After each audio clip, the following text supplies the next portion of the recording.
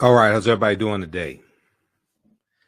Hotep, hey, this is Michael Imhotep, founder of the African History Network, host of the African History Network show.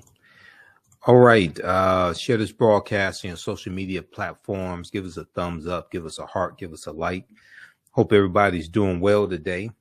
So it is Monday, February 20th, 2023. And some of you all saw me on Faraji Muhammad's show, The Culture Today, on the Black Star Media Network. And at the end of our discussion, I talked about my 12-week online course that I teach on Saturdays, Ancient Kemet, the Moors, and the Ma'afa, Understanding the Slavery they teach you in school. We deal with thousands of years of history and what leads up to the transatlantic slave trade taking place. Okay, it's been some time since I've done a overview or a preview of the actual content of the course. Now, a lot of people about the content of the course, and we have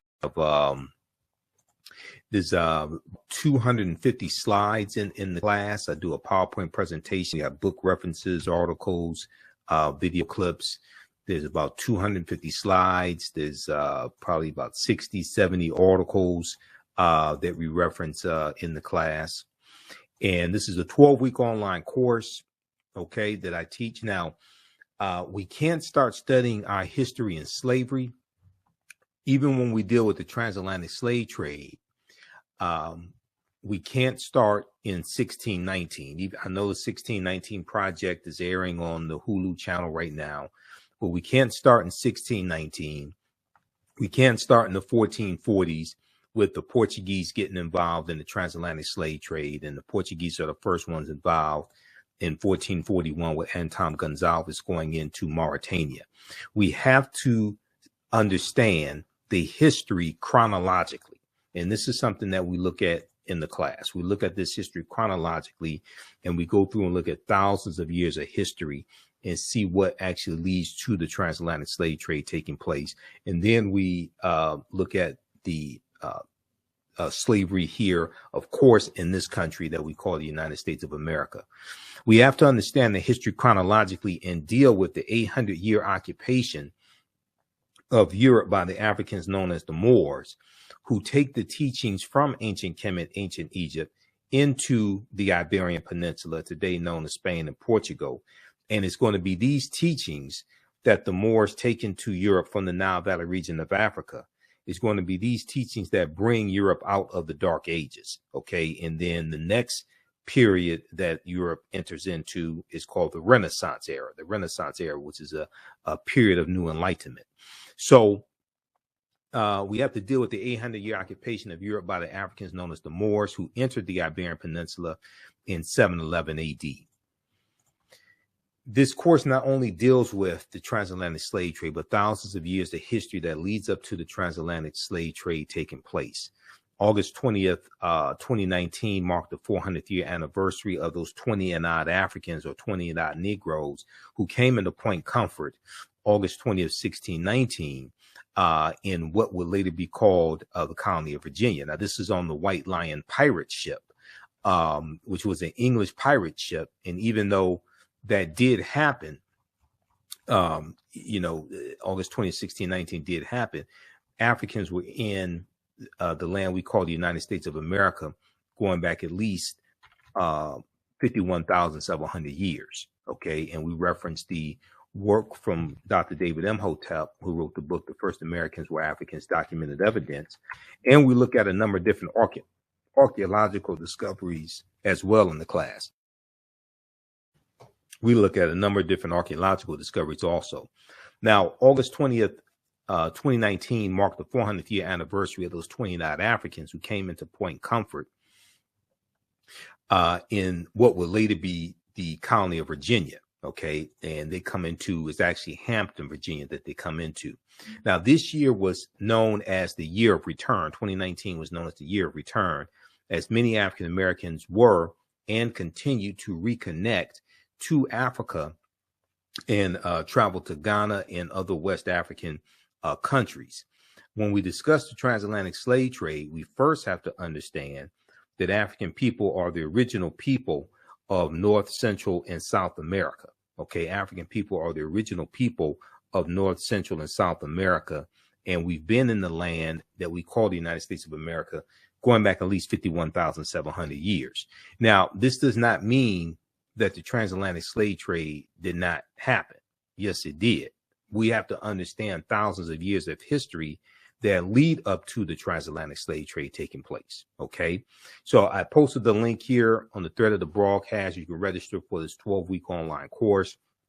We do the sessions live. All the sessions are archived and recorded. You don't have to worry about not being in class while the session is going on or anything like that.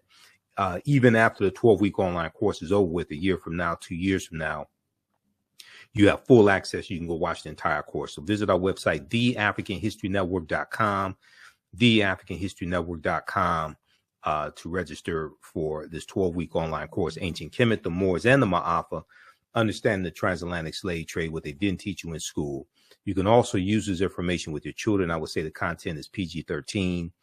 And I'll also share information with you how studying our history benefits our children and benefits us as a people, because there's studies that document this also. So recently we've seen attacks on the teaching of African-American history and African history in public schools across the country, especially in a lot of these former Confederate states. Okay, we see the attacks going on against the Advanced Placement African American Studies course coming from the College Board, the attacks from Florida. I talked about this on the African History Network show on Sunday, February 19th, and I've been talking about this probably going back at least a month now, going back to January of 2023. College Board hits back at Florida's initial rejection of AP African American Studies course and admits it made mistakes in rollout. So we see these culture wars being played out. We see books being banned. We see Reverend Al Sharpton led a march in protest against Governor Ron DeSantis banning this Advanced Placement African American Studies course Wednesday, February 15th, 2023. Okay, so we saw that take place. We've seen after Juneteenth became a federal holiday in 2021, signing the law became a federal holiday, we started seeing a lot more articles being written about Juneteenth. And this article here from the New York Times is a very interesting article. And most Americans know little or nothing about Juneteenth, poll finds. Most Americans know little or nothing about Juneteenth, poll finds. And in the article, it talks about 60% of Americans know little or nothing about Juneteenth. And be quite honest with you, a lot of the information that's floating around about Juneteenth, a lot of that is inaccurate. It wasn't the last day of slavery. There's a lot. The Emancipation Proclamation did not free the enslaved Africans. So there's a lot of misinformation floating around. We see attacks on teaching. We see attacks on having Black History Month in schools also because of these anti-critical race theory laws. So in 2022, we saw a lot of stories that dealt with how it's harder to celebrate Black History Month and teach it in schools that have these new laws, these new rules. This article here from Axios.com, new rules are limiting how teachers can teach Black History Month. New rules are limiting how teachers can teach Black History Month. And then we see stories about what I call slave lessons gone wrong, or stories about slavery gone wrong. This is an article from the USA Today, mock slave auctions, racist lessons, how U.S. history class often traumatizes, dehumanizes Black students. Okay, so you have this article here that's from 2021, and then this one, Republican state lawmakers want to punish schools that teach the 1619 Project. So we see these attacks on the 1619 Project. We see these attacks on teaching African-American history, African history, etc. And a lot of this has to do with white fear. A lot of this has to do with the fear of the browning of America.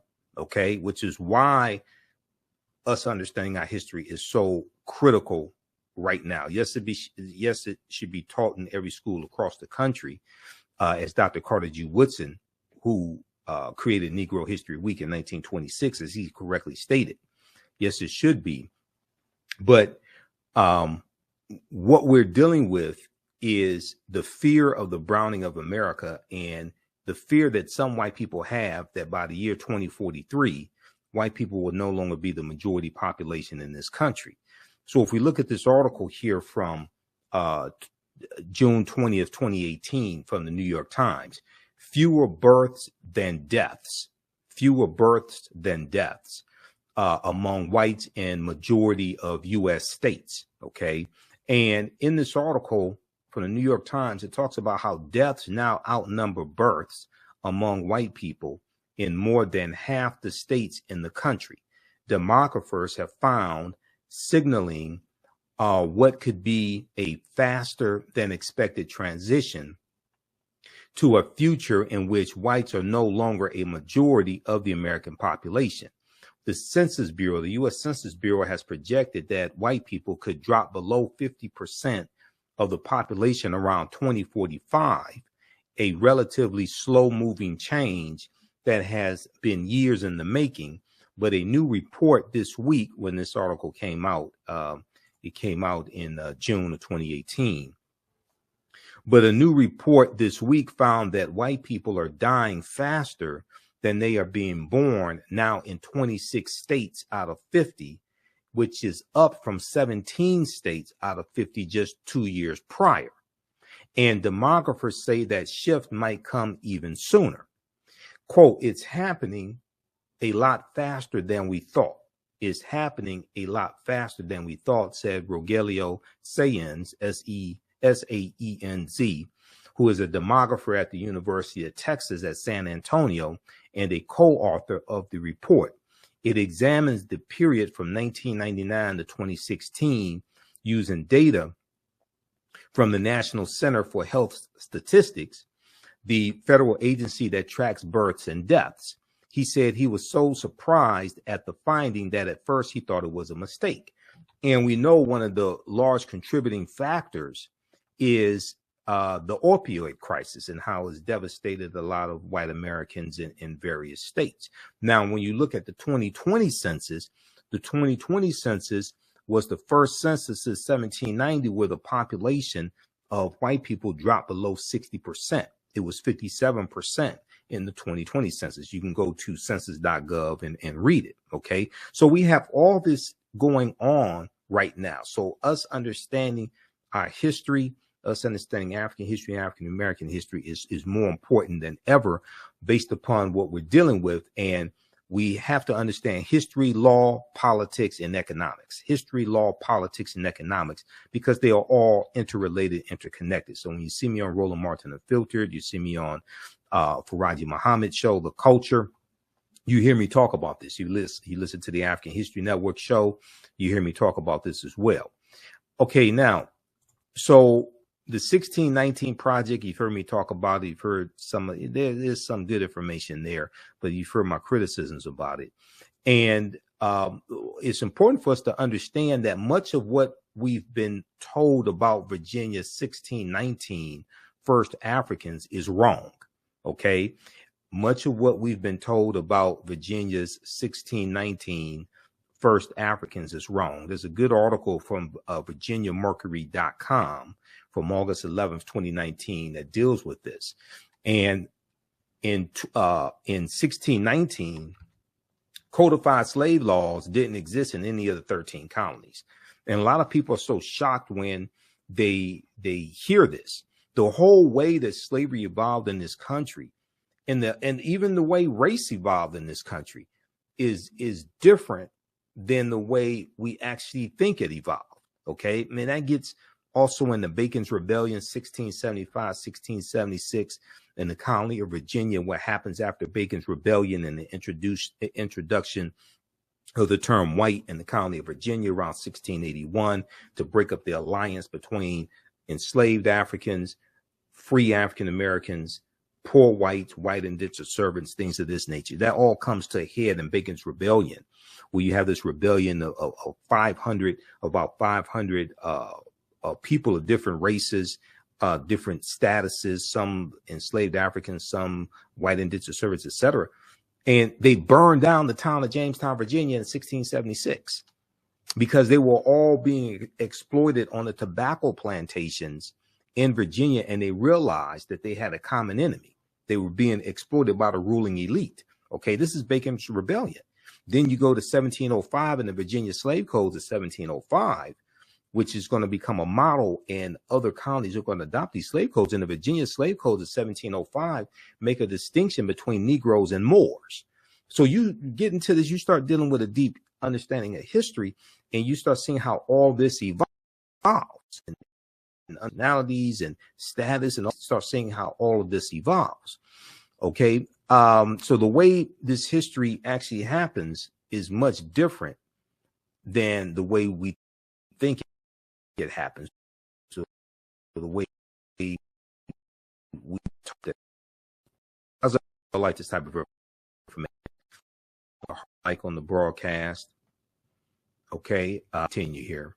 And we have the link here in the thread of the broadcast where you can register for this 12-week online course. It's on sale, $80, regularly $130. Ancient Kemet, the Moors, and the Ma'afa, understanding the transatlantic slave trade, what they teach you in school. All right, now, Africans were in South Carolina in 1526, 93 years before Virginia. Okay, now this is not talked about a lot. We focus on 1619, and I have to tell people, you know, they say we first came to these shores 1619. No, we were here thousands of years before that. But even if you just look during the transatlantic slave trade, the Spanish were taking Africans into the territory we call South Carolina in 1526. Okay, now this is something we deal with all this in the class because we go through and look at this history chronologically. So these are all slides from the course that I teach, that I put together.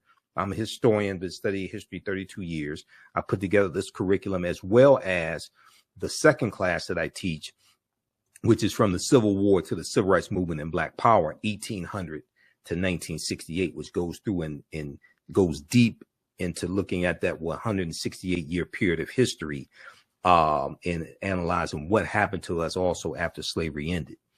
Okay, now before 1619, there was 1526, the mystery of the first enslaved Africans in what became the United States. There's a good article from Washington Post, September 7th, 2019, September 7th, 2019, that deals with this history. 1526 is not talked about a lot. Okay. And you had those Africans, there's going to be an uprising. They're going to overthrow their oppressors and they're going to run away. And it's believed they went to live with Native Americans. So it was the Spanish tried to set up the settlement, but it was a failed settlement. Now, Spanish explorers brought 100 African slaves to a doomed settlement in South Carolina or Georgia. Within weeks, the subjugated revolted, then vanished. Maybe that's why they don't want us to know about 1526, because those Africans overthrew their oppressors. So maybe that's why that's not talked about a lot. But that's 93 years before Jamestown, Virginia. And then in 1513, Juan Ponce de Leon, the Spanish conquistador, comes into Florida, and he has an African with him named Juan Garrido. Juan Garrido was born in West Africa around 1480. And Juan Garrido is probably the first African we know of by name, in this land that we call the United States of America, or what Native Americans call Turtle Island. And Dr. David Imhotep talks about Turtle Island in the book, The First Americans Were Africans, Documented Evidence. Okay, so we look at different African, some different African civilizations, ancient African civilizations like ancient Nubia. And we look at African empires besides Egypt that Europeans and Arabs tried to claim as their own. One of them is ancient Nubia, okay, or Ta-Nehisi, which existed from about 4500 BC to 500 AD. And Nubia is the mother of ancient Kemet. Nubia is the mother of ancient Kemet or ancient Egypt. Okay, and Abyssinia or Ethiopia is the grandmother. So to understand ancient Kemet, ancient Egypt, you have to understand Nubia and understand Ethiopia. Now, ancient Nubia or Ta-Seti or Ta-Nehesi, also known as Kush, which was more of a region. Kush was more of a region than a kingdom. And some of that also depends upon which period of time you're talking about as well. But ancient Nubia was a region along the Nile River located in northern Sudan and southern Egypt or southern Kemet. Okay. And today, the lower portion of Egypt and the upper portion of the Sudan, that is where Nubia was. Okay. The geographical demarcations that we see in on the map that we see in Africa, the 54 African nations, those largely come from the Berlin Conference of 1884 and 1885. Okay. The Berlin Conference, the conference to divide Africa. There's a good article that I referenced, the interview that I did with Professor James Small.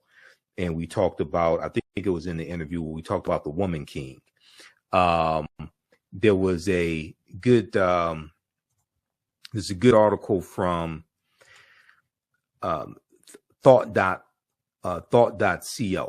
okay, and it's on the Berlin Conference. This one right here, the Berlin Conference to divide Africa, the colonization of the continent by European powers. This article is from June 30th, 2019. And it goes in, deals with some of the history of these 14 European nations having this conference in Berlin, Germany.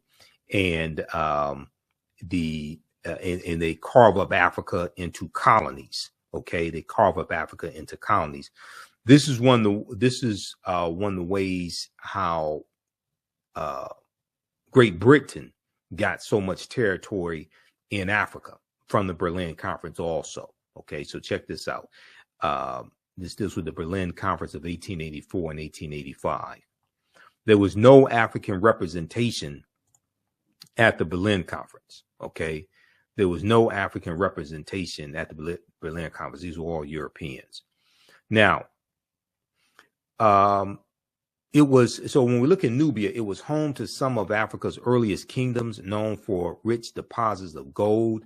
Nubia was a major trading port for luxury goods that came from sub-Saharan Africa, such as incense, ivory, and ebony. The first monarchy of recorded history was established in Nubia. The Nubians were also known for their exceptional archery skills that provided the military strength for their rulers. Kings of Nubia ultimately conquered and ruled Egypt for about a century, for about 100 years. Monuments still stand in modern Egypt and Sudan at the sites where Nubian rulers built cities, temples, and royal pyramids. Now, also, there are twice as many, when we look at the Sudan today, there are twice as many pyramids in the Sudan as there are in Egypt. Okay, there are over 200 pyramids in the Sudan. Okay, there are twice as many in the Sudan as there are in Egypt, because the Sudan, Nubia, was the mother of ancient Kemet.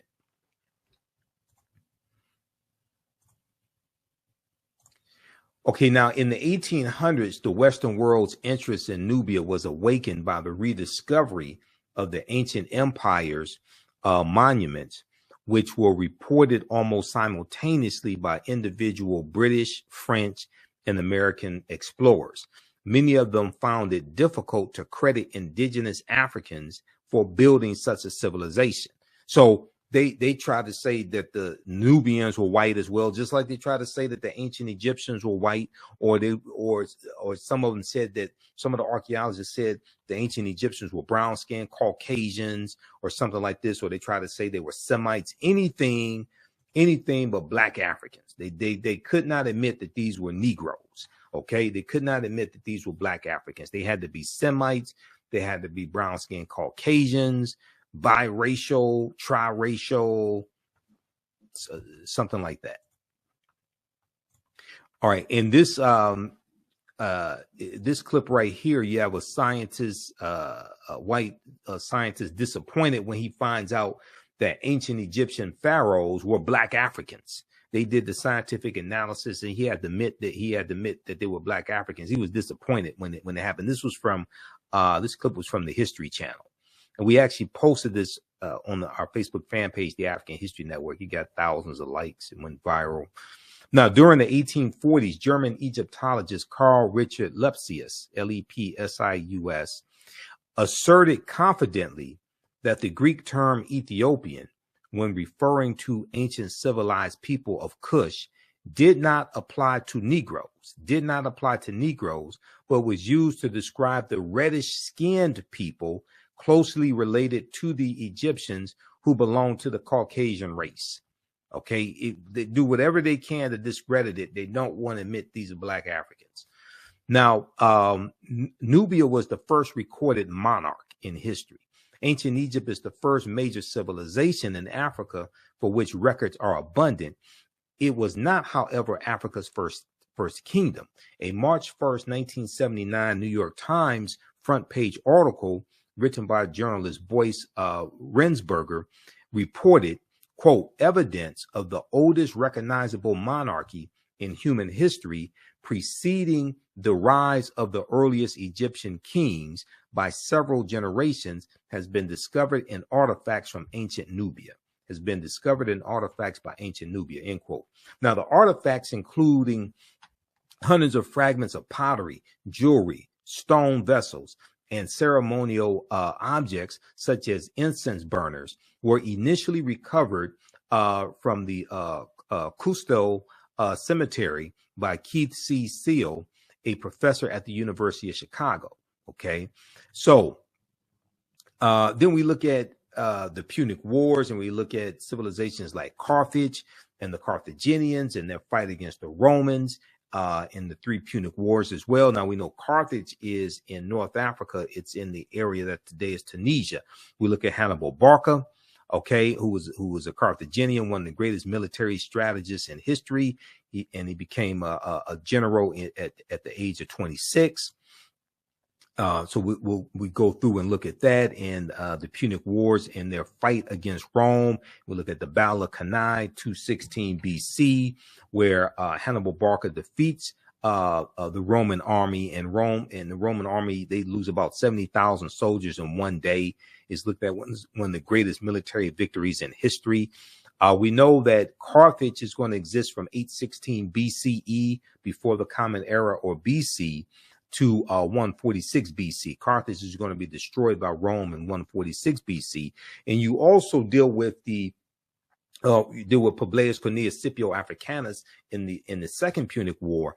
And after the Battle of Zama in 202 BC, when Publius Cornelius Scipio Africanus defeats Hannibal Barca, is going to be was Publius Cornelius Scipio at this point, is going to be after the Battle of Zama that Scipio takes the surname Africanus. Africa was not named after Publius Cornelius Scipio Africanus. He took his surname after the Battle of Zama in 202 BC.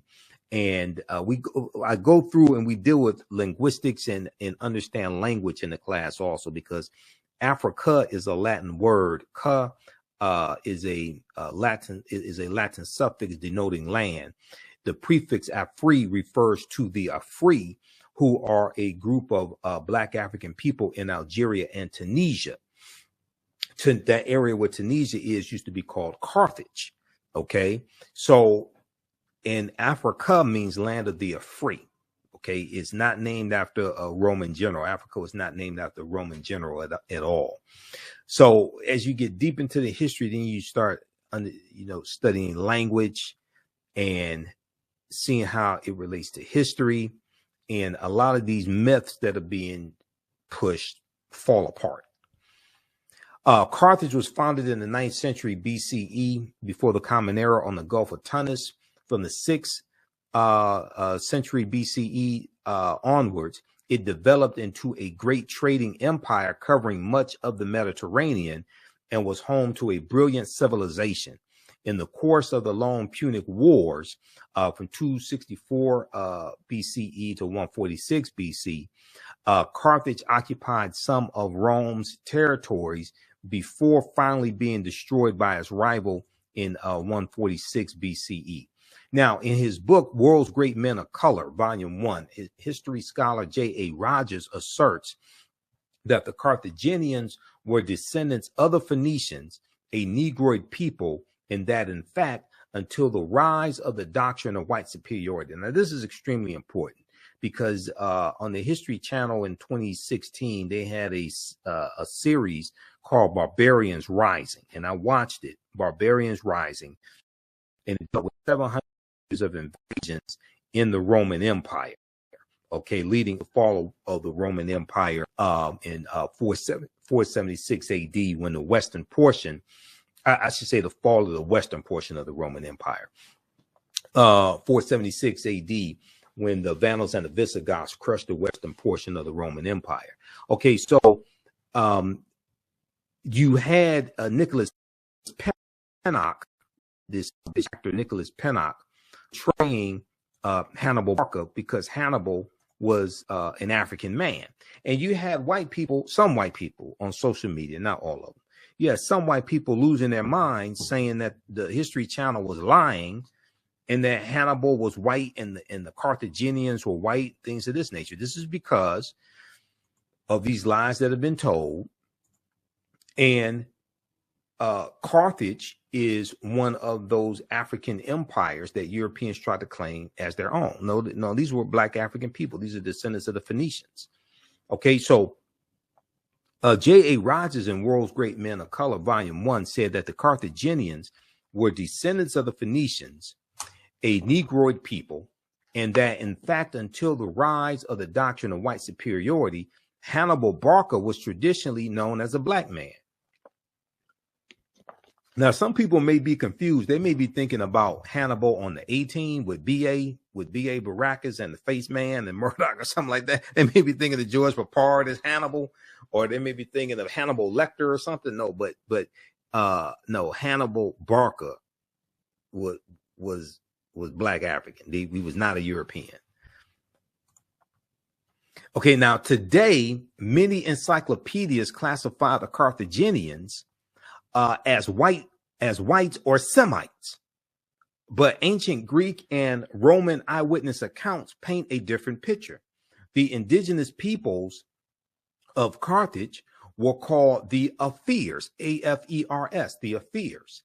Ancient Roman poet Virgil, in his poem Mortem, speaks of a woman from the Afir or Afra race, okay, of the Afar, from the Afir, A-F-E-R, Afar or Afra race, A-F-R-A, and he says of her, and all her figure proves her native land. Her hair was curly, thick her lips, and dark her color. Now, in Library of History book 20, Greek historian Diodorus mentions a Greek lieutenant named Agathocles who defeated a people in the area of present-day Tunisia, in North Africa, present-day Tunisia, who were the same hue as the Ethiopians. Now, yes, Europeans also try to say that Ethiopians were white.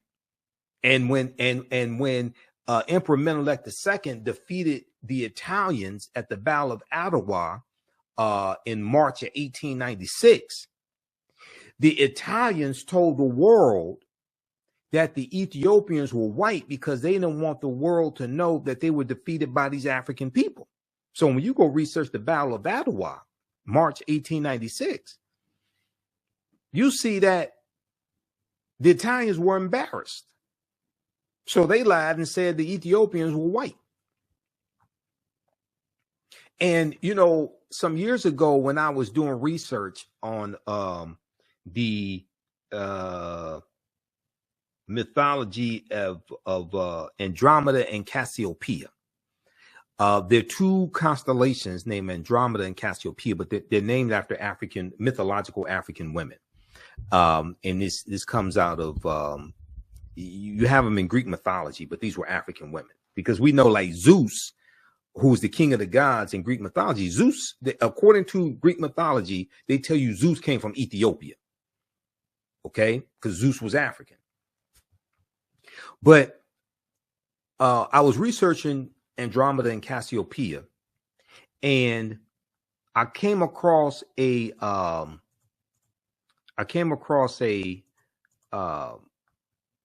painting that dealt with this mythology, and the painting depicted the king of Ethiopia as being a Greek, as being European, and it was showing the people in the painting as being European. And it was depicting Andromeda, Cassiopeia, things like this as Europeans. So I'm sitting there looking at this painting. It was a picture of the painting online. I'm looking at this. So I called Professor Kaba Hiawatha Kamene. Professor Kaba, some of you have seen or heard some of the interviews I've done with Professor Kaba. He's in the Hidden Colors documentaries. We're in the Black Friday documentaries together. And I said, look, I said, I'm doing research on the mythology of Andromeda and Cassiopeia. And I came across this painting that depicts the king of Ethiopia as being white. I said, when did the Greeks conquer Ethiopia? I don't remember that. He said they didn't. He said they didn't. They just conquered them in the artwork. So if you come across this painting and you see the king of Ethiopia depicted as a European, and you see Andromeda and Cassiopeia depicted as Europeans, then either one, you think the ancient Ethiopians were white, or you'll think that the Greeks conquered the Ethiopians. And both of them are wrong. But this deals with the colonization of mythology, the colonization of image. And as J.A. Rogers said in World's Great Men of Color, okay, the Carthaginians were descendants of the Phoenicians, a Negroid people, and that, in fact, until the rise of the doctrine of white superiority, Hannibal Barca was traditionally known as a black man, because as you have a rise in European powers, you have a rise in white superiority. You have Europeans who reinterpret a lot of these mythological images and religious images. So we know that they were worshiping the Black Madonna and Child, okay, all throughout Europe. And there are over 300 images of the Black Madonna and Child in France. France probably has the most number of images, paintings and statues and things like this of the Black Madonna and Child. And this was being worshipped even before the African Moors go into Europe, because this comes from Asar, Aset, and Heru, who the Greeks called Osiris, Isis, and Horus. This gets into a deep history, which takes you right back to ancient Africa and takes you back to the Nile Valley region of Africa. But as Europeans are going out conquering people's lands in the 1400s, they're going out conquering people's lands. They're recovering from the Black Death, the bubonic plague, which hit Europe in spurts from 1347 to 1400. And Europe loses between a quarter to a third of their population as they're going into the Caribbean and setting up sugarcane plantations, and they're rebuilding Europe, and they're extracting the mineral wealth and extracting Africans out of Africa and enslaving them, things like this. You start seeing a reinterpretation of a lot of these different figures, images, etc. And as you have a rise in European powers, you have a rise in the dominance of the European phenotype. And we go from the Black Madonna and Child to the decolorized version of that with the white Mary and Jesus. Okay. All right, Kate. Now, how do you all like this type of information? Give us a thumbs up, give us a heart, give us a like on this broadcast. Visit our website, TheAHNHistoryNetwork.com, TheAHNHistoryNetwork.com. And we have the information right on the homepage of the website. 12-week online course, Ancient Kemet, the Moors, and the Ma'afa, Understanding the Transatlantic Slave Trade, what they didn't teach you in school. So this class is on sale, $80 right now. Our next class is Saturday, March 4th, 2023, 2 p.m. to 4 p.m. Eastern Standard Time. Click right here to register for the full course. So I do the sessions live. All the sessions are archived and recorded. Even after the 12-line course is over with, you can go back and watch the entire course as much as you want to. You'll have full access. All right. And then we also have a bundle pack where you get both classes that I teach on sale for $120. That's a $300 value. There will be 5 of my lectures that will be in the video library when you log into your account, and you'll be able to watch 5 of my lectures as a free bonus as well. Now, the second class that I teach deals with history from 1800 to 1968. And this is Black resistance movements from the Haitian Revolution to the Civil War, Civil Rights Movement, and Black Power Movement, 1800 to 1968. So I teach this class on Sundays, 2 p.m. to 4 p.m. Eastern Standard Time. Our next class is Sunday, March 5th, 2023. And with this course here, we study in depth this 168, 170 year period of history. Okay, this is a 12-week online course as well. Same structure as the first class. Click right here to register here. And we have to understand that history leading up to the Civil War, what led up to the Civil War taking place, but then also understand what happened after slavery ended as well. Okay. And this helps us understand how we got to where we are today. What were the laws and policies? What were the laws and policies that were put in place to put us in the predicament that we're in today? All right, let's continue. And we definitely appreciate your support, because this helps finance the African History Network. This helps support the African History Network. Helps us keep broadcasting the radio show, do the research, pay some of the bills, etc., because it takes a lot to do all of this. Okay, so how you all like this type of information? Give us a thumbs up, give us a heart, give us a like on the broadcast. You can post your comments here also. Are you learning anything from this class, from this class overview? Okay, so we have Carthage. Europeans try to claim Carthage for themselves also, and we deal with Carthage in the class. And the Punic Wars, we talk about Numidia also, which existed from about 202 BC to 46 BC, because we go through and we'll look at different African civilizations. We'll go through and look at a chronology of thousands of years of history. Now, Numidia was another great Black Berber Libyan nation in northern Algeria during the time of the Romans and Carthaginians. It began as a sovereign state and later alienated and later alternated status between a Roman province and a Roman client state.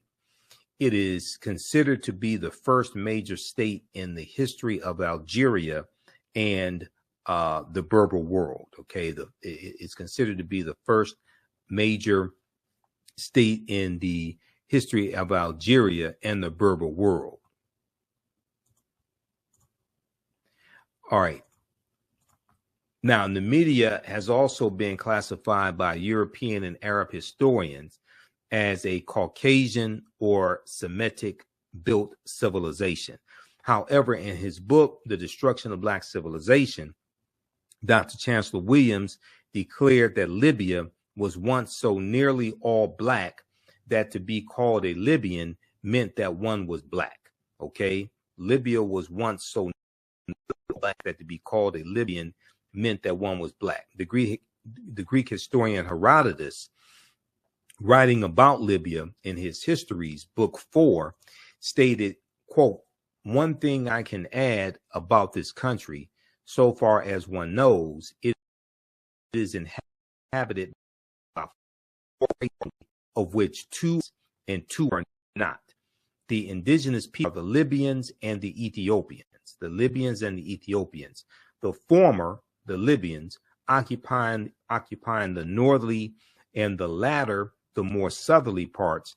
The immigrants are the Phoenicians and the Greeks. Now, one of the most famous Berber Moors of the Roman times was Massinissa, the king of Numidia, who assisted the Romans against the Carthaginians during the Punic Wars. Okay, so he teamed up with the Romans to help defeat the Carthaginians. And when you study Hannibal Barca and the Punic Wars, you read about the Numidians siding with the Romans. Okay, all right, now, evidence that proves that African people sailed to the Americas long before Columbus. There's a good article from TheAHNShow that deals with this history. And we deal with, there's about 60 or 70 articles that we reference in the class. There's 7 books that we reference also in the course. You don't have to buy any of these books to follow along. I use the books as reference, and we scan the pages and show you the text on the screen.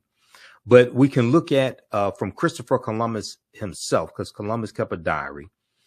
According to renowned American historian and linguist Leo Weiner of Harvard University, one of the strongest pieces of evidence to support the fact that African people or Black people sailed to America before Christopher Columbus was a journal entry from Columbus himself. In Leo Weiner's book, Africa and the Discovery of America,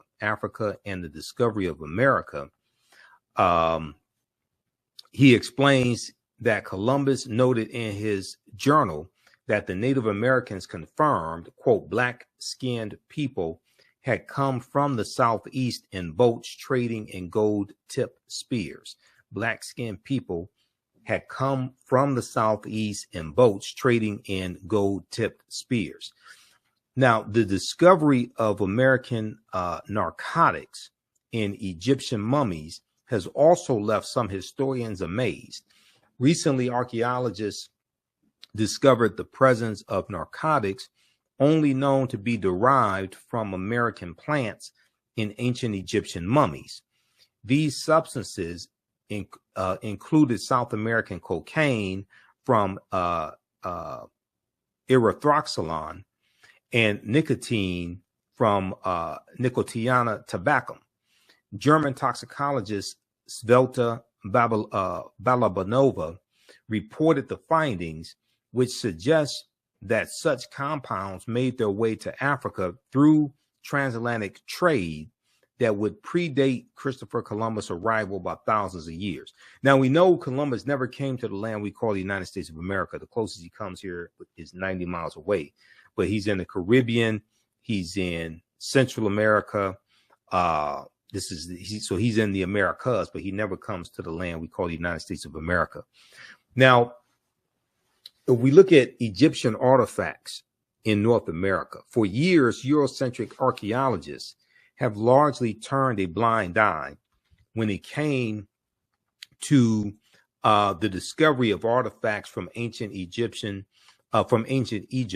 being discovered in the Americas. According to my friend, Dr. David Imhotep, the author of the book, The First Americans Were Africans, Documented Evidence, quote, Egyptian artifacts found across North America, from the Algonquin writings on the East Coast to the artifacts and Egyptian place names in the Grand Canyon, end quote, are all signs of an early arrival in the Americas by Africans. This is also paired with a much earlier account of Black people with incredible skills at sea, seafaring, sailing.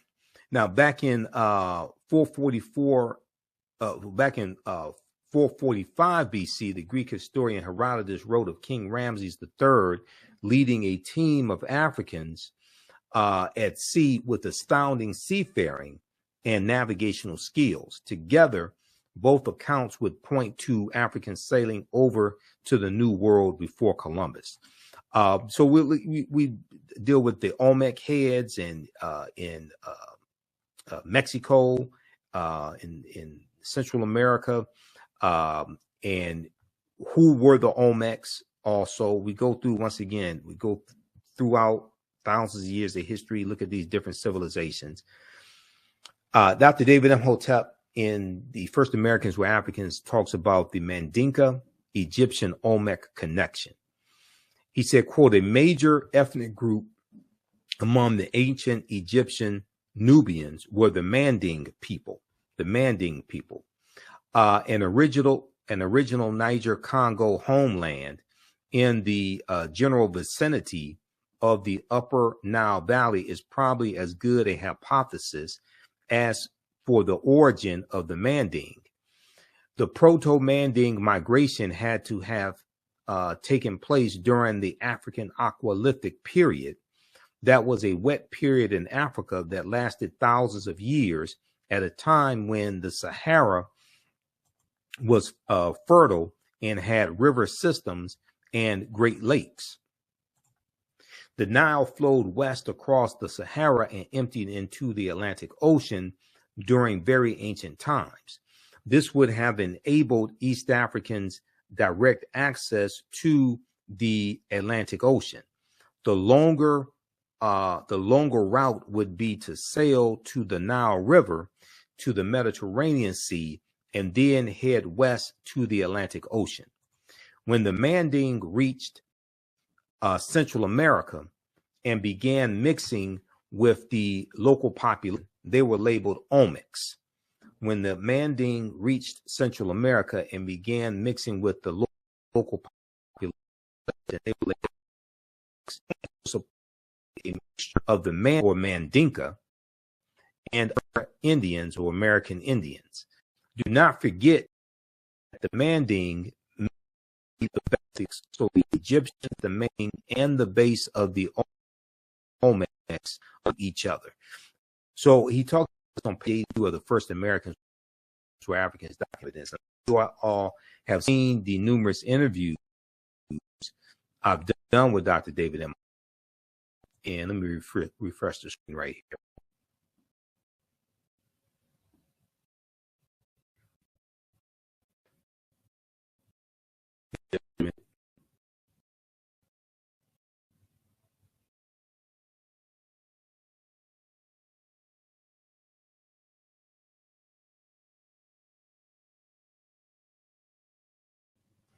Okay, we're back. I had to refresh the screen there.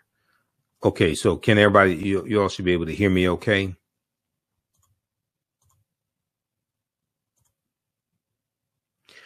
All right, so when the Manding reached Central America and began mixing with the local population, they were labeled Olmecs. The Olmecs were supposedly a mixture of the Manding or Mandinka and American Indians or Americans. Do not forget that the Manding made up the base of the Olmecs, so the Egyptians, the Manding, and the base of the Olmecs are related to each other. Okay, this comes from page 82 of The First Americans Were Africans, Documented Evidence by Dr. David Imhotep. His book is a fantastic book, and his first book is out of print. The second book came out in 2021. And that's available at Amazon. The First Americans Were Africans, revised and revised and expanded. Now, in 1311 AD, thousands of years after the Olmec arrived, the Mandinkan Muslim Abu Bakr II sailed 2,000 ships from Mali, West Africa, in the Atlantic, headed west. When they reached South America, they left signs on the rocks at the mouths of rivers, warning followers of dangerous or friendly natives. So Dr. David Imhotep talks about this on page 88 of The First Americans Were Africans, Documented Evidence. There's also a good article from face-to-faceafrica.com called Way Before Columbus, Ancient Malayans Sailed to the Americas in 1311 AD, Common Era, face-to-faceafrica.com from December 5th, 2018. In this article, It says, according to a number of sources, Abubakar II, Mansa, which means king, Mansa of the Mali Empire in the 14th century, led Malayan sailors to the Americas, specifically present-day Brazil, almost 200 years before Christopher Columbus arrived. Abubakar II ruled what was arguably the richest and largest empire on earth, covering nearly all of West Africa. The BBC reported in the article, Africa's Great Explorer, which came out December 13th, the year 2000, on the saga of Abubakar II, he left with 2,000 boats, by Malayan scholar Gausu Diawara, notes Abubakar wanted to find out whether the Atlantic Ocean, like the great river Niger that swept through Mali, had another bank. He had traveled extensively throughout and outside of the African continent, already owning most of the continent. His predecessor and uncle, Sundiata Keita, had already founded the Mali Empire and conquered a good stretch of the Sahara Desert and the great forests along the West African coast. Okay, so we look at West Africa and Ghana, Songhai, and Mali, but also Mansa Musa is also related. There's a relation between Mansa Musa and the fictitious character of T'Challa in Black Panther in Wakanda. Now, there's a good article from history.com, the official website of the History Channel, that talks about this, okay? Because we deal with the film Black Panther in the course, because Black Panther relates to African history, African culture, African language, African spiritual systems. There are 11 different African cultures that are infused into the film Black Panther. Ruth Carter, who was the costume designer, she studied African cultures for 6 months. Okay, Ruth Carter, who won an Oscar for her costume designing for the film Black Panther. And she incorporated 11 different African cultures into the movie. Okay, so this article here talks about, from the history.com, it says, in the vast fictional universe of Marvel Comics, T'Challa, better known as Black Panther, is not only king of Wakanda, he's also the richest superhero of them all.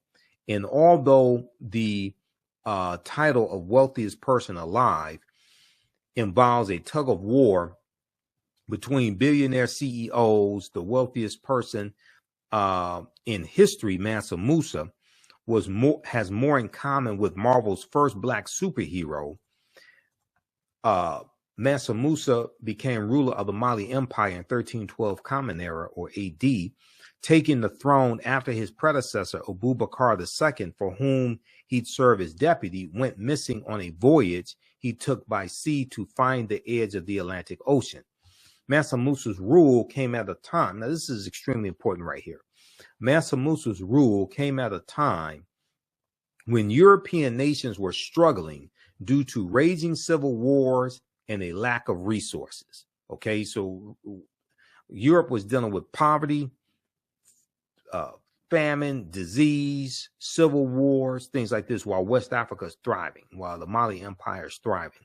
During this period, the Mali Empire flourished thanks to ample natural resources like gold and salt.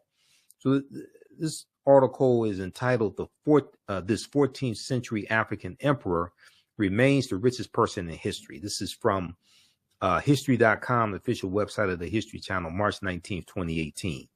So we know the character of Black Panther, T'Challa, was introduced in Fantastic Four issue 52, July of 1966.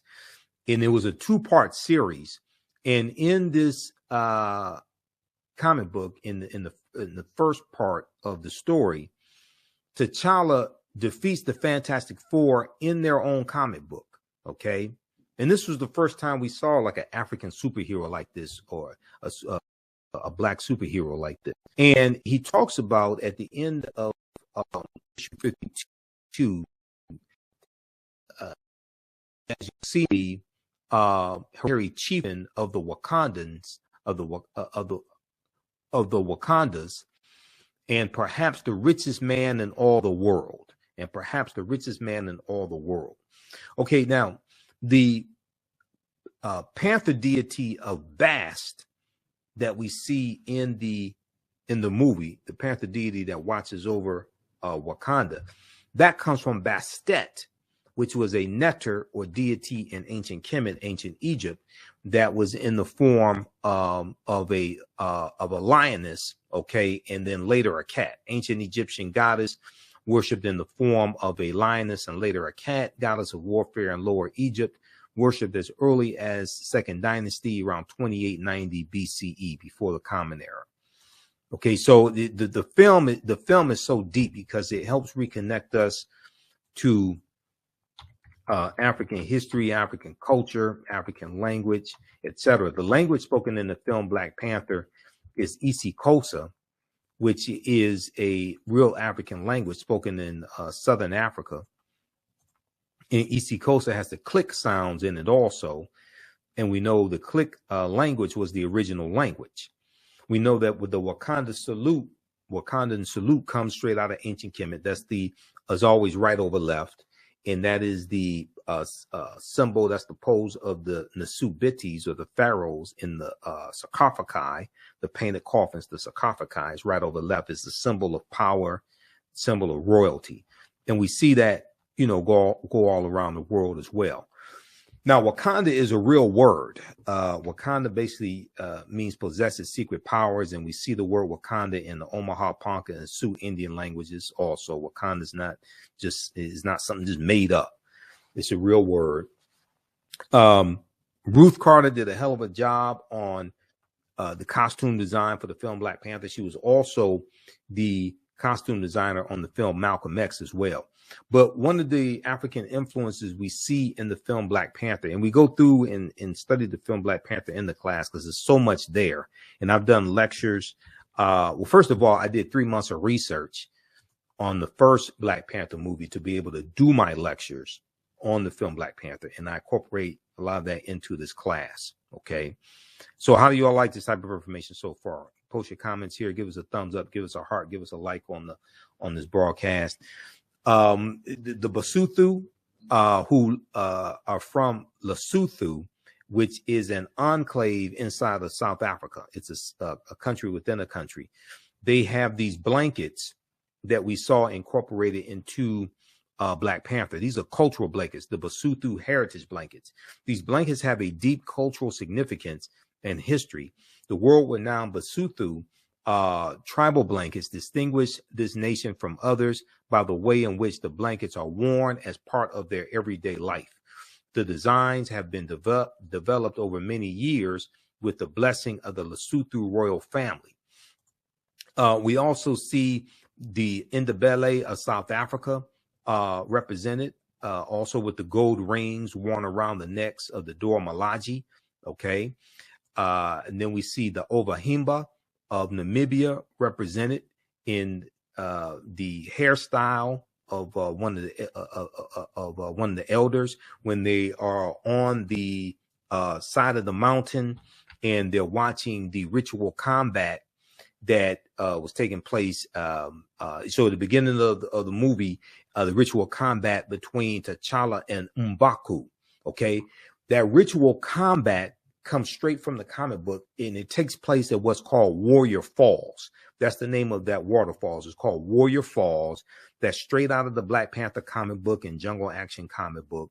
And this is where the ritual combat takes place to determine who's going to sit on the throne of Wakanda. So we go through, and these are all different aspects of the course that I put together that we deal with. Okay, to better understand African history, to better understand ourselves, to better understand African American history. The hat that Angela Bassett's character, Queen Ramonda, who's actually T'Challa's stepmother, if you understand the storyline, because his birth mother dies a few days after he gives birth. That comes from South Africa. Okay, that flat disc hat is a Isikolo. Angela Bassett as Queen Mother Ramonda makes an entrance with a large disc headdress.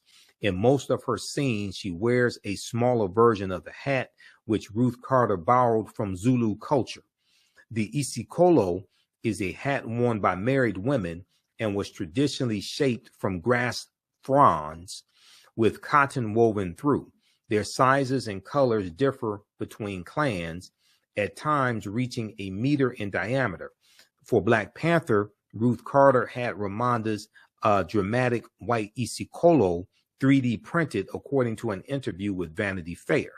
And here's a picture of her with the Isikolo right here. Okay. All right. And then we know that the costumes of the Dora Milaje are inspired by the Maasai of Kenya. Okay. And the dress of the Maasai of Kenya and the colors from the Kenya as well, from the Maasai as well. The Dora Milaje with their deep red armor and tall spears look like Maasai warriors, which was the look that Ruth Carter was going for. The Maasai shuka is instantly recognizable as the red and blue checkered, sometimes with black, yellow, or green, but red is always the base color. And this is the shawl draped over the semi-nomadic Maasai. Okay, so there's so many African influences in the film Black Panther. We use Dr. David Imhotep's book, The First Americans Were Africans, Documented Evidence, as a reference. He's a friend of mine. I've interviewed him like 13, 14 times. So some of you all have seen the interviews I've done with him as well, or heard the interviews on the African History Network show. Page 14 of his book deals with a discovery made in Allendale County, South Carolina in 2004 by Dr. Albert Goodyear. And they found 13 different types of evidence that thoroughly documented African presence in the Americas, dating back at least 51,700 years ago. They found artifacts, architecture, campsites, carvings, Egyptian writings, footprints in lava, genetic M174D haploid groups dealing with DNA and genetics, linguistics, paintings, skulls, skeletons, structures, and tools. They found 13 different types of evidence documenting an African presence in the land we call the United States of America, dating back at least 51,700 years ago. Now, his book is backed up by 713 footnotes and 7 peer-reviewed articles as well. And we know peer-reviewed articles is the height of academia. So these Africans were the Khoisan, who have the oldest DNA on the planet. They're the short-statured Africans. They go all around the world. They're the ancestors to the Ainu and Atwa, and they were here also. This is Dr. Albert Goodyear. He's a white archaeologist from the University of South Carolina. This article from ScienceDaily.com in November 18, 2004, entitled New Evidence Puts Man in North America 50,000 Years Ago. This talks about his discovery. Okay, ScienceDaily.com, they have all type of archaeological discoveries, scientific discoveries, etc. there. So the Khoisan, in an October 2012 genetic study published in Science magazine, it found that the Khoisan in Southern Africa are the oldest ethnic group of modern humans, the oldest ethnic group of modern humans, with their ancestral line originating about 100,000 years ago. The Khoisan, formerly called by the derogatory term Bushmen, are genetically unique, and no other currently known population has separated so early from our common modern human ancestor, according to the report. Now, here are a couple of Khoisan sisters, also a couple of Khoisan African women.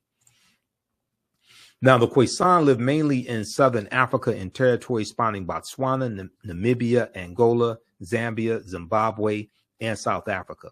They are largely divided into 2 groups: hunters and gatherers, known as the Sans people, and keepers of the livestock, known as the Khoikhoi. The Khoisan languages include the distinctive click sounds that aren't found in the languages of their neighbors. There's a good article from AtlantaBlackStar.com called 5 Ethnic Groups That Prove the First Humans Were Black. Okay, so when we look at this land historically, there were 1 million mounds in this land. And yes, Native Americans built some of those mounds, but Africans also built them as well. At least 10,000 years ago, during the African Aqualithic period, the mound builders of Africa, the Proto-Manding, were building habitation mounds to live upon even before the Manding built their mounds along the Niger River. These Proto-Saharan people also built dams, boats, and mounds to escape the waters in case of flooding. There are also large erections formerly called Native American mounds, now known to be African mounds, that are shaped like pyramids that are found across North America. The largest ones surviving today are in the Mississippi Valley. The largest of all was the Cahokia Mound, that's in East Illinois, Cahokia, near the area where the Mississippi and Missouri rivers converge. Now, Cyrus Thomas, director of the Eastern Mound Division of the Smithsonian Institute's Bureau of Ethnology in 1881, said, quote, distinct from the American Indians, there was a race of mound builders in America distinct from the American Indians. Now, there were 1 million, end quote, there were 1 million Indian mounds in North America. Today, there are only about 100,000. If you read pages 71 through 74, the first Americans were Africans, documented evidence by Dr. David Imhotep. He talks about these mounds. So we go through and look at all this history. We look at this history chronologically, thousands of years of history. We also look at archaeological discovery. So in our class on Saturday, our next class on Saturday, we're going to look at some archaeological discoveries. Class 2 and 3 will look at archaeological discoveries. This is a big one that came out in June 2017 that blew everybody away. Visit our website, TheAfricanHistoryNetwork.com, TheAfricanHistoryNetwork.com. And we have the information right on the homepage of the website. 12-week online course, Ancient Kemet, the Moors, and the Ma'afa, Understanding the Transatlantic Slave Trade, what they didn't teach you in school. So this class is on sale, $80 right now. Our next class is Saturday, March 4th, 2023, 2 p.m. to 4 p.m. Eastern Standard Time. Click right here to register for the full course. So I do the sessions live. All the sessions are archived and recorded. Even after the 12-line course is over with, you can go back and watch the entire course as much as you want to. You'll have full access. All right. And then we also have a bundle pack where you get both classes that I teach on sale for $120. That's a $300 value. There will be 5 of my lectures that will be in the video library when you log into your account, and you'll be able to watch 5 of my lectures as a free bonus as well. Now, the second class that I teach deals with history from 1800 to 1968. And this is Black resistance movements from the Haitian Revolution to the Civil War, Civil Rights Movement, and Black Power Movement, 1800 to 1968. So I teach this class on Sundays, 2 p.m. to 4 p.m. Eastern Standard Time. Our next class is Sunday, March 5th, 2023. And with this course here, we study in depth this 168, 170 year period of history. Okay, this is a 12-week online course as well. Same structure as the first class. Click right here to register here. And we have to understand that history leading up to the Civil War, what led up to the Civil War taking place, but then also understand what happened after slavery ended as well. Okay, and this helps us understand how we got to where we are today. What were the laws and policies? What were the laws and policies that were put in place to put us in the predicament that we're in today? So this archaeological discovery came out and it blew away the archaeological world. We're older than we thought. New find pushes human origin back 100,000 years. This is from NBCnews.com. June 7th, 2017. June 7th, 2017. Modern humans evolved much earlier than previously thought, researchers reported on Wednesday. New discoveries at a rich site in Morocco show modern humans were hunting and probably cooking game animals 300,000 years ago. 100 have believed until now. Okay. Until now. So this is over 100,000 years earlier than the discovery in Ethiopia that dates back about 195,000 years ago. New discoveries and new dating methods show that, in fact, many of the bones belong to modern Homo sapiens, and they lived as far back as 300,000 or 350,000 years ago. The earliest previous Homo sapiens bones date back 195,000 years ago, and they're from clear across the continent in modern-day Ethiopia. Taken together, the findings show modern humans were dispersed across Africa long before anyone ever thought. So the deeper they dig, the blacker the planet gets, the more research they do, the older we get. And what these archaeological discoveries are showing is that all of this is much older than we actually thought. African people are older than we thought. We were migrating out of East Africa earlier than we thought. We were here in this land we call the United States of America much earlier than we thought. We did not first come here conquered and shackled and chained by Europeans. No, this was our land stolen from us. This article from February 2010, New York Times, on Crete, new evidence of very ancient mariners. It talks about how stone tools were found on the Greek island of Crete over the course of 2 summers, and these stone tools date back 130,000 years ago, which pushes maritime sailing in the Mediterranean back thousands of years. It causes them to have to rethink everything, push the timeline back. The deeper they dig, the blacker the planet gets, the more research they do, the older we get.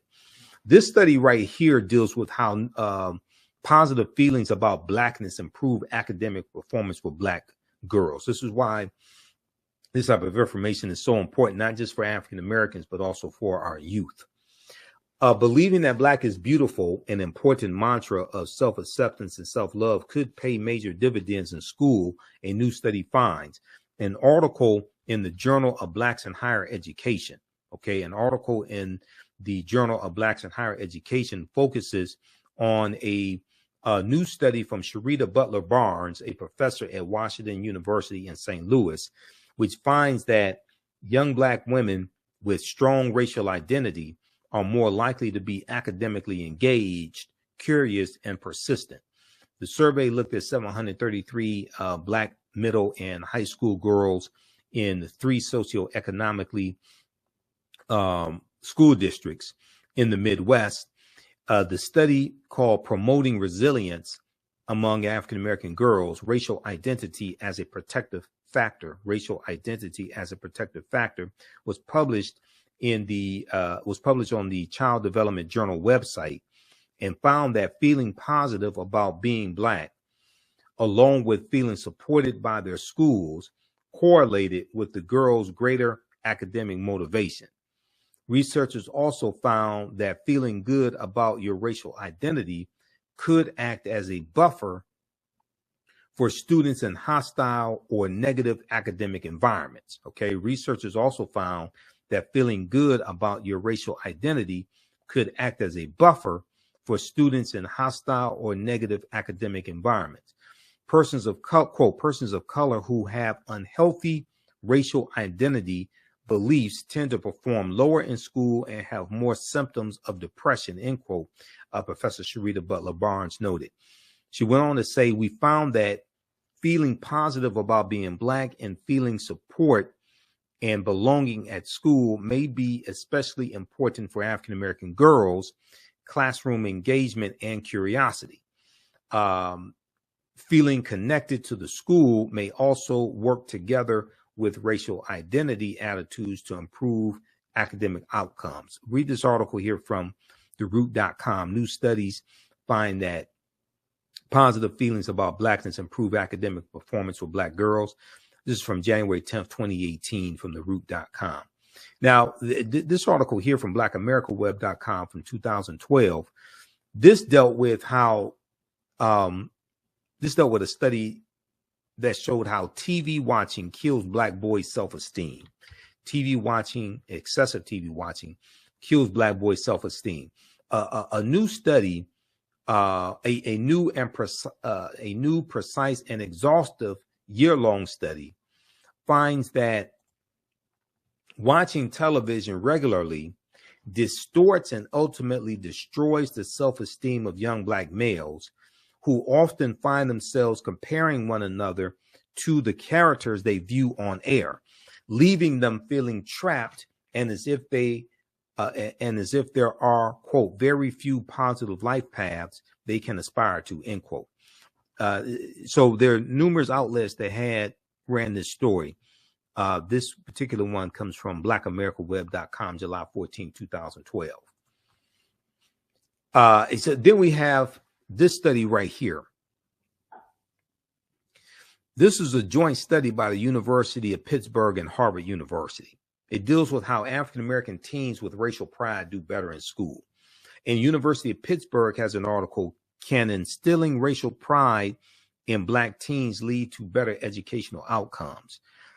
Pitt University study shows racially conscious parenting strategies can be the key to student success in school. AfricanGlobe.net has the article, Black Teens with Racial Pride Do Better in School, from January 1st, 2013. African-American teenagers perform better academically when their parents instill in them a sense of racial pride. A new study by the University of Pittsburgh and Harvard University, Harvard University, shows that when parents use racial socialization, such as talking to their children or engaging in activities that promote feelings of racial knowledge, pride, and connection, it offsets racial discrimination's potentially negative impact on students' academic development.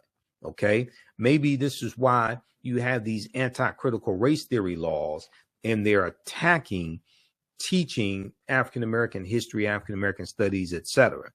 And they may not say that you can't teach it, but when they put laws in place, anti-critical race theory laws in place that are very ambiguous, it causes a fear among teachers where they oftentimes don't know what can be taught. So they will shy away from certain topics or avoid or not teach a lot of this history in the first place, because there's a fear from some people of us knowing the truth, and there's a fear of their children knowing the truth as well. So we also deal with the influence of Africa, especially ancient Kemet, here in the United States. The Washington Monument is an ancient African symbol called a Tekken. There are about 1,200 Tekkenu all throughout ancient Kemet. Today, they're less than 12. And you have 3 that are in London. You have London, England, New York City, and Paris, France. There's a good article called Cleopatra's Needle, how 3 ancient Egyptian obelisks ended up in New York City, London, and Paris, France. And the Tekken, or the obelisk, that comes from the story of Asar, Aset, and Heru, who the Greeks called Osiris, Isis, and Horus. There were approximately 1,200 Tekkenu built in ancient Kemet, but only about a dozen are found in Egypt today. Many of the Tekkenu removed from Egypt are now in Istanbul, Turkey, London, England, Paris, France, Berlin, Germany, New York, Rome, Italy, Vatican City, and elsewhere throughout the world. The Tekkenu are now called obelisks by their new owners, and few know their origin or that they symbolize the resurrection of the African king Asar, who the Greeks called Osiris. Tony Browder talks about this on page 17 of Egypt on the Potomac. This is one of the books we use in the class also. Once again, you don't have to buy any of these books, but we use them as reference. And I do scan the pages, so we show you the page on the screen. Now, the word Mason is derived from the Latin words mass and sun.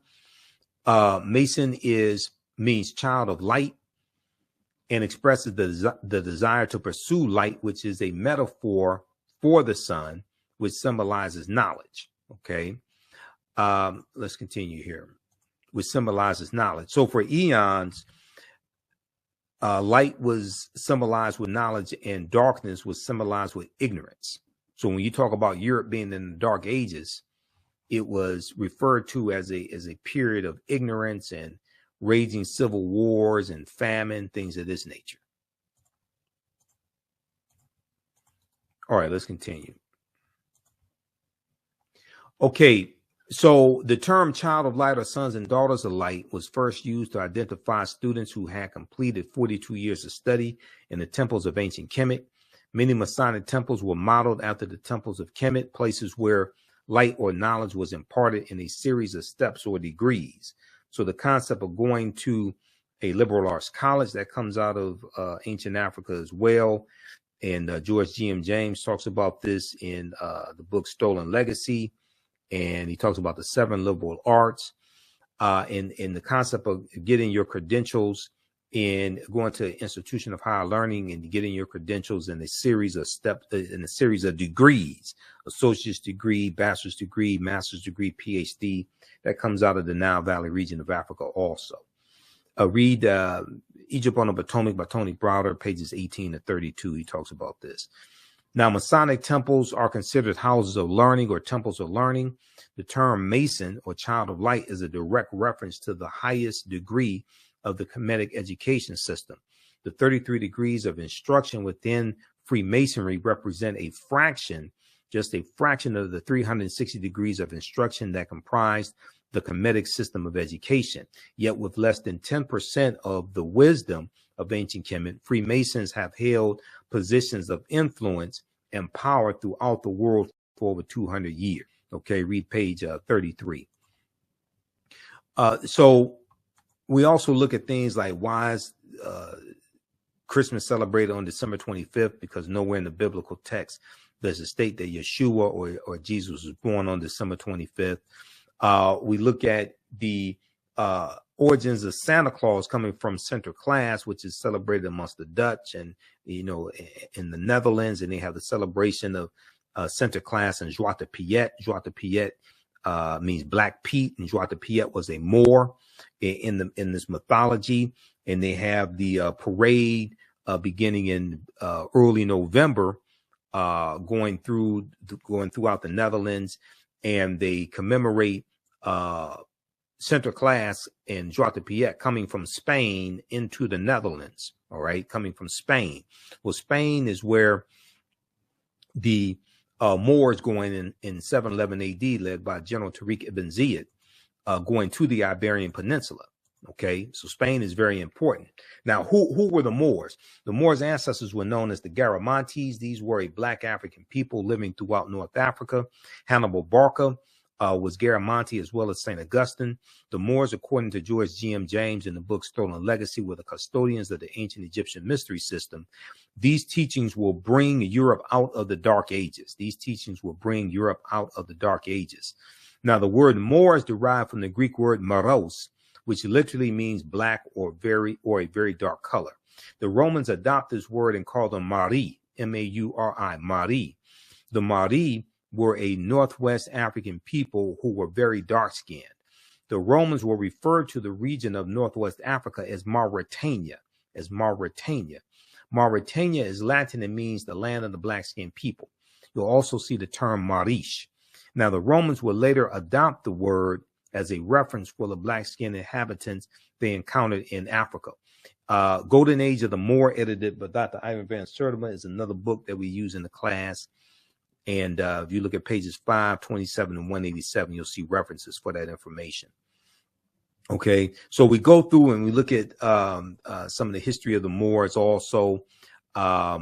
Runoko Rashidi had a really good article for AtlantaBlackStar.com called Moors, Saints, Knights, and Kings, the African Presence in Medieval and Renaissance Europe. We use two of Runoko's books in the class. This is one of the books here. This is Black Star, the African Presence in Early Europe. Okay, Black Star, the African Presence in Early Europe. This is one of the books we use. And it deals with the history of the Moors in Europe. So the study of the African presence in history, whether in the African diaspora or Africa itself, is a really rewarding endeavor. In this study, we realized that slavery alone is not African history, and that the African history is everybody's history. The history of African people, Black people, is rich and comprehensive, inspiring, and often known. Nowhere is this more the case than the African presence in medieval and Renaissance Europe.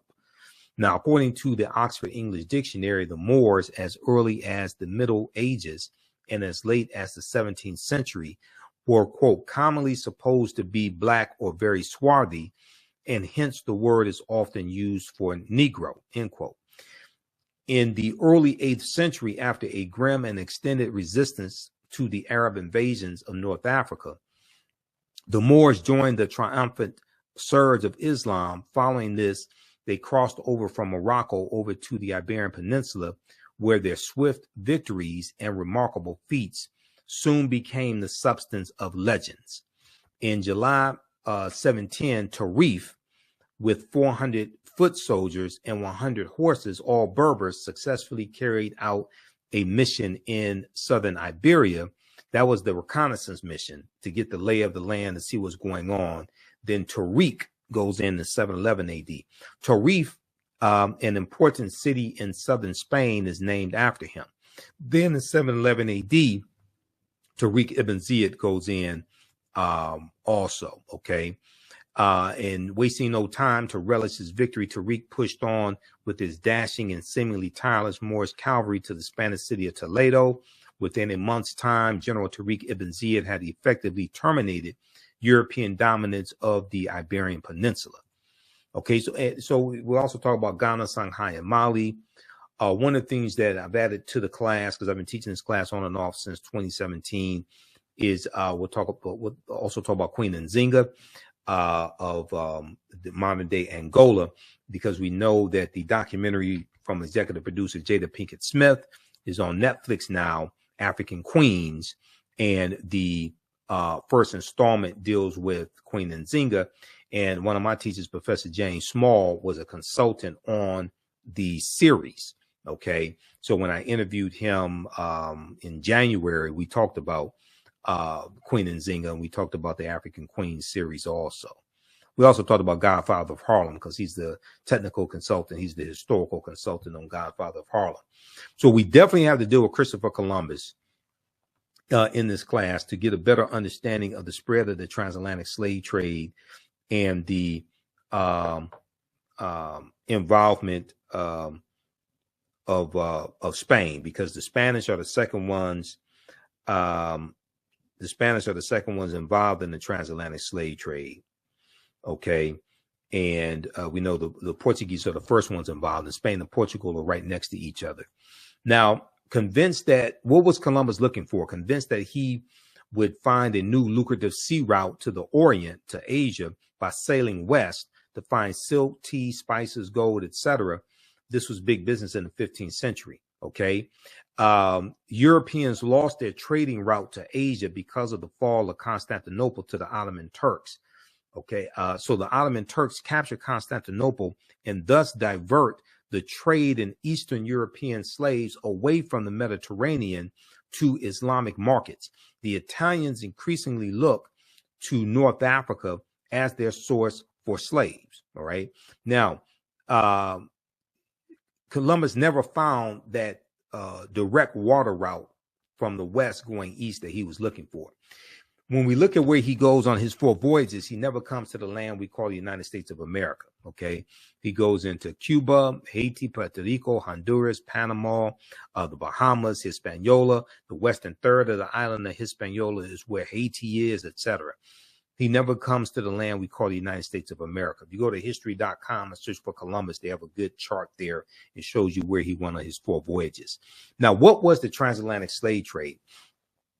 And how is this different from the slave trade? Now, the widespread enslavement of diverse peoples for economic, and political gain has played a fundamental role throughout human history in the development of nations. Ancient Greek and Roman societies operated by using slave labor, as did many European countries in the modern period. As early as the Middle Ages, Mediterranean cities were supplied with Moorish black slaves from Muslim countries in North Africa. By comparison, the slave trade is a term which has grown to be associated specifically with the transatlantic trade or the triangular trade that spanned for centuries, roughly 50, it goes back to 1441, but some people put it at 1518 because that deals with the Asiento de Negros of August 1518, signed by King Charles V of Spain, which drastically expands the transatlantic slave trade and increases the need for enslaved African labor. This involved three continents, Europe, Africa, and the Americas, and was responsible for human suffering on an unprecedented scale. Now Brazil doesn't abolish slavery to 1888. 1865 is when it is abolished in the United States, but Cuba doesn't abolish it. Cuba abolishes it in 1886, and it's 1888 in Brazil. Now, slavery comes to the New World. African slaves were first brought to the New World shortly after the discovery by Christopher Columbus of the so-called New World. Legend has it that one slave was included in his original crew and that they could be found on Hispaniola, the island of Hispaniola, a site of present-day Haiti, as early as 1501. Upon his arrival in the Bahamas, Columbus himself captured 7 of the natives for their quote-unquote education, that's what he said, on his return to Spain. However, the slave trade proper only began in 1518 when the first African cargo direct from Africa landed in the West Indies. This is after the Asiento de Negros. The importation of Africans to work in the Americas was the inspiration of the Spanish bishop Bartolomé de las Casas, whose support of black slavery was motivated by humanitarian concerns. And de las Casas is a bishop, Bishop Bartolomé de las Casas. He travels on some of the voyages with Columbus. He keeps a diary and he documents the atrocities that Columbus inflicts on the indigenous people. And he said that Columbus was responsible for killing 12 million to 25 million indigenous people. Okay, so he's going to advocate that they stop enslaving Native Americans, try to save their souls. They suffered enough, and enslave African people, okay, and white people to a lesser extent. He argued that the enslavement of Africans and even some whites, proving that in the early period, slavery did not operate according to exclusive racial demarcations. He argued that this would save the indigenous American Indian populations, which were not only dying out, but engaging in large-scale resistance as they opposed their excessively harsh conditions. As a result, King Charles V of Spain agreed to the Asiento de Negros, or slave trading license of 1518, which later represented the most coveted prize in European wars, okay, as it gave to those who possessed it a monopoly in slave trafficking. And this drastically expands the transatlantic slave trade, okay? All right, now we know there are at least 262 skills, trades, and crafts that African people had in this country from 1619 to 1865. We were the anchor makers, artists, bakers, barrel makers, bartenders, basket makers, we dealt with decorative furnishing, we were jockeys, herb doctors, horse trainers, gardeners, brick makers, fishermen, engineers. The book of the Other Slaves, Mechanics, Artisans, and Craftsmen, 1978, by James Newton and Ronald Lewis, goes through and breaks this down. There were at least 262 skills, trades, and crafts that African people had in this country from 1619 to 1865. Okay, so this is just a sample of the type of information that we deal with in this 12-week online course that I teach. Ancient Kemet, the Moors, and the Ma'afa, understanding the transatlantic slave trade, what they didn't teach you in school. There's over 200 that we reference as well. Visit our website, TheAfricanHistoryNetwork.com, TheAfricanHistoryNetwork.com. And we have the information right on the homepage of the website. 12-week online course, Ancient Kemet, the Moors, and the Ma'afa, Understanding the Transatlantic Slave Trade, what they didn't teach you in school. So this class is on sale, $80 right now. Our next class is Saturday, March 4th, 2023, 2 p.m. to 4 p.m. Eastern Standard Time. Click right here to register for the full course. So I do the sessions live. All the sessions are archived and recorded. Even after the 12-line course is over with, you can go back and watch the entire course as much as you want to. You'll have full access. All right. And then we also have a bundle pack where you get both classes that I teach on sale for $120. That's a $300 value. There will be 5 of my lectures that will be in the video library when you log into your account, and you'll be able to watch 5 of my lectures as a free bonus as well. Now, the second class that I teach deals with history from 1800 to 1968. And this is Black resistance movements from the Haitian Revolution to the Civil War, Civil Rights Movement, and Black Power Movement, 1800 to 1968. So I teach this class on Sundays, 2 p.m. to 4 p.m. Eastern Standard Time. Our next class is Sunday, March 5th, 2023. And with this course here, we study in depth this 168, 170 year period of history. Okay, this is a 12-week online course as well. Same structure as the first class. Click right here to register here. And we have to understand that history leading up to the Civil War, what led up to the Civil War taking place, but then also understand what happened after slavery ended as well. Okay, and this helps us understand how we got to where we are today. What were the laws and policies?